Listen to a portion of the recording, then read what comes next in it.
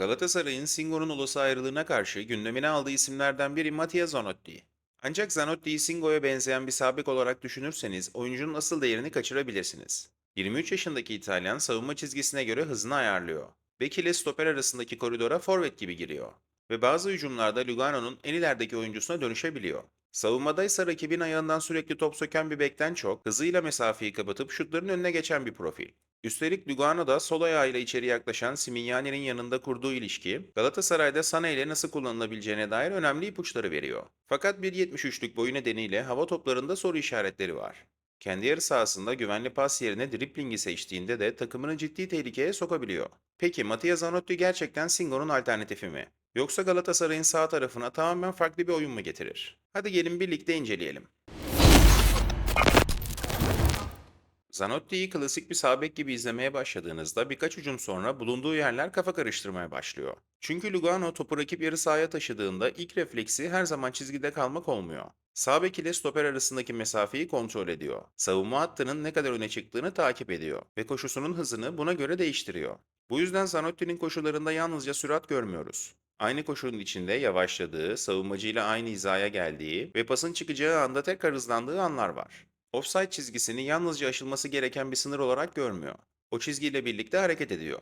Birkaç metre geride kalıp boşluğun açılmasını beklediği ya da rakip bek topa doğru çıktığı anda onun arkasındaki koridora girdiği pozisyonlar çok fazla. Lugano'nun yerleşik hücumlarında bu davranış tekrarlandıkça Zanotti sağ tarafta yalnızca destek veren oyuncu olmaktan çıkıyor.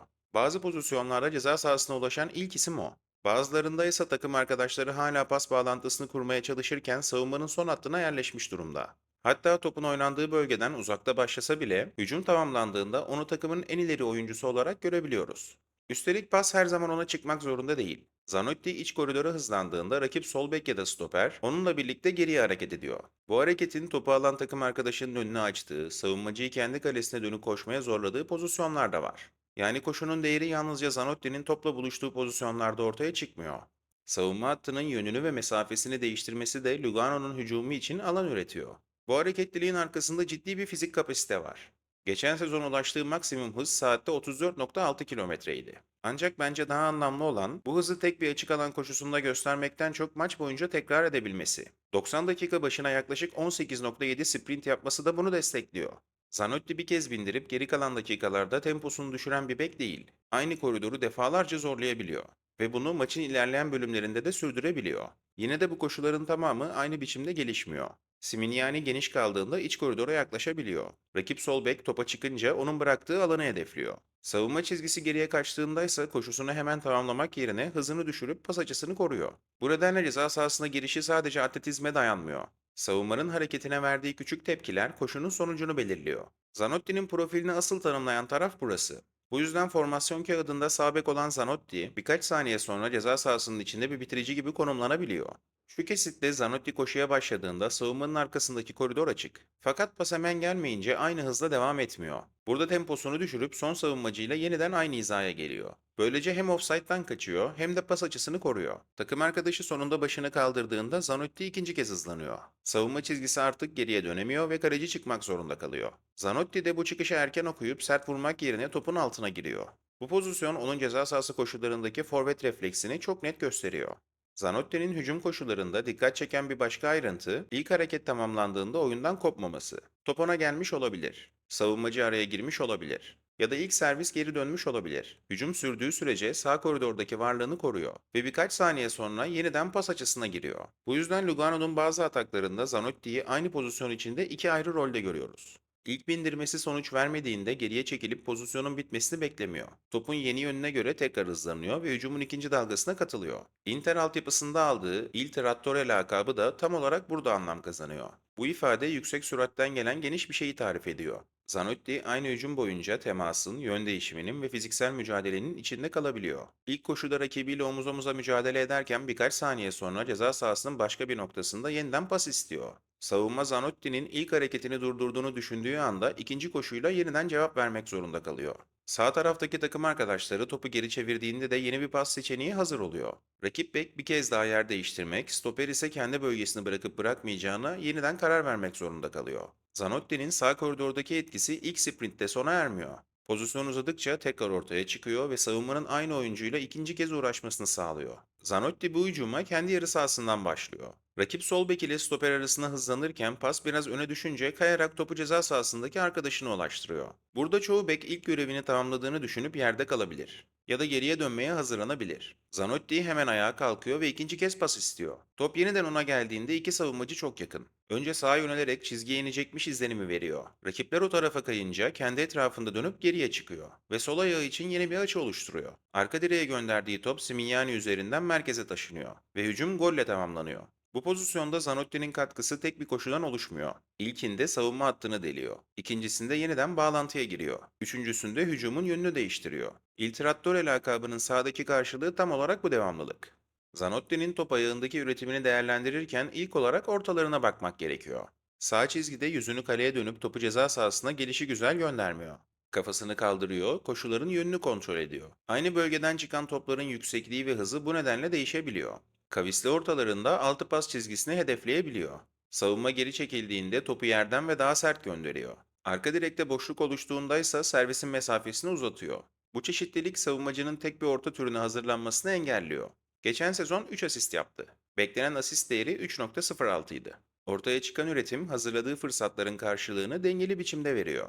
Maç başına 1.1 kilit pas da son bölgeye düzenli olarak dokunabildiğini gösteriyor. Kendi kalesine müdahaleyle sonuçlanan toplar, direkten dönen vuruşlar ve kalecinin son anda uzandığı servisler istatistik tablosunda aynı şekilde görünmese de yarattığı baskının parçası. Yine de orta kalitesini gereğinden fazla büyütmemek gerekiyor.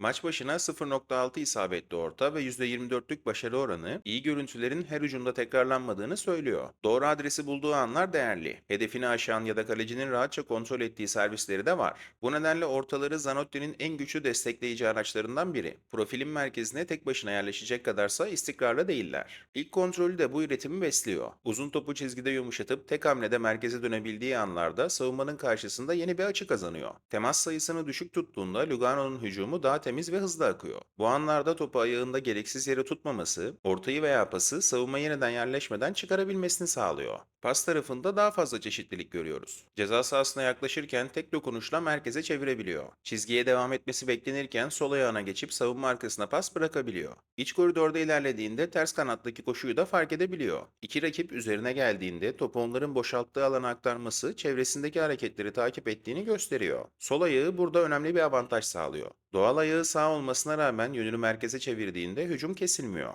Sağ ayağı hala daha temiz. Buna rağmen sol ayağı daralan açılarda hücumu canlı tutacak seviyede. Şutlarında daha sınırlı bir tablo var. Ceza sahasına ulaştığında kaleyi denemekten kaçınmıyor. Fakat bu girişimler henüz düzenli bir skor tehdidi üretmiyor. Vuruş tercihi doğru olsa bile temas kalitesi aynı seviyede kalmıyor. Top ayağındaki genel tablo bu yüzden dengeli. Zanotti, hücumu tamamlayacak paslara, kullanılabilir bir orta repertuarına ve iki ayağıyla çözüm üretecek yeterli tekniğe sahip. Bunlar Galatasaray seviyesinde işlev görebilecek parçalar. Zanotti'nin asıl seviye farkı bu teknik aksiyonlardan önce kurduğu koşu düzeninde doğuyor. Zanotti topu ileri bölgede aldığında taşıma isteği çoğu zaman hücumu canlı tutuyor. İlk adımı çabuk, yön değiştirirken dengesini koruyor ve rakip bek ayağını uzattığında topu son anda başka tarafa çekebiliyor. Ceza sahası çevresinde bu cesaret penaltı, orta ya da şut imkanına dönüşebiliyor. Sorun aynı tercihi kendi yarı sahasına taşıdığında başlıyor. Zanotti önünde güvenli bir pas varken de rakibini geçmeyi deneyebiliyor. Top kaybı hücum bölgesinde yaşandığında takım yeniden yerleşebilir. Kendi ceza sahasının önünde yaşandığında ise rakip doğrudan kaleye yöneliyor. Bu yüzden dribling kalitesinden çok dribling kararının nerede verildiği önem kazanıyor. Geçen sezon maç başına 0.5 başarılı dribling yaptı ve denemelerinin %52'sinde rakibini geçti. Bu rakamlar onu sürekli birebir arayan bir taşıyıcı olarak tanımlamıyor. Galatasaray'a gelirse benim tahminim Okan Buruk'un ilk dokunacağı noktalardan birinin burası olacağı yönünde. Ondan hücuma daha az katılmasını istemek yerine baskı altındaki ilk pası daha erken oynamasını ve enerjisini topsuz koşularına saklamasını tercih edebilir. Topu bıraktıktan sonra yeniden hareketlendiğinde çok daha fazla değer üretiyor. Top sürme, doğru bölgede rakibi eksiltip savunmayı geriye iten yararlı bir araç. Kendi kalesine yakın alanlarda daha sade bir karar vermesi hem Zanotti'yi hem de takımını gereksiz riskten koruyabilir. Zanotti'nin savunmadaki değeri en çok Lugano topu kaybettiğinde ortaya çıkıyor. Hücumda rakip ceza sahasına kadar çıktığı için geri dönmesi gereken mesafe çoğu bekten daha uzun. Buna rağmen pozisyonu bırakmıyor. Bu yüzden onun savunma görüntülerinde kayarak bloklar, çizgiye doğru yapılan geri koşular ve son anda daraltılan açılar sıkça karşımıza çıkıyor. Rakibi karşısında sabit biçimde beklemekten çok kaybettiği mesafeyi süratiyle geri alıyor. Geçen sezon maç başına yalnızca 0,6 kez geçilmesi de ilk hamlesi aşılsa bile pozisyonu tamamen kaybetmediğini gösteriyor. Maç başına 2,3 top çalma da savunmadaki aktifliğini destekliyor. Bu müdahalelerin önemli kısmı rakibi ayakta karşılayıp top sökmekten çok koşunun sonunda ayağını şuta ya da pasa yerleştirmesinden doğuyor. Ceza sahasına döndüğünde çevresini hızlı taraması önemli. Ters kanattan gelen ortalarda arka direği kapatıyor. Stoperlerin kaçırdığı oyuncuya yaklaşabiliyor